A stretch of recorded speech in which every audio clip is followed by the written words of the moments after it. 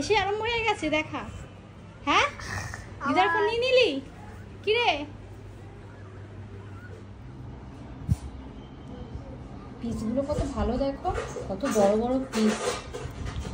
লেজা ভেটকি মাছ এনেছে দিদি,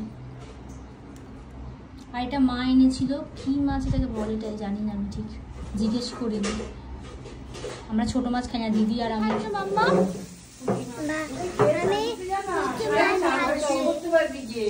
তুই কবে থেকে খাস পুঁটি মাছ?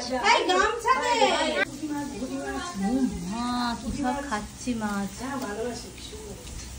মাম্মা কেমন লাগছে খেতে? তো মা তো খায় না, তুমি কেন বকবক করছো? মা মাম্মাম খেয়ে নিচ্ছিস, আমরা খাবো কখন তাহলে? তুই কি দিয়ে খাচ্ছিস ভাতু দেখি তো?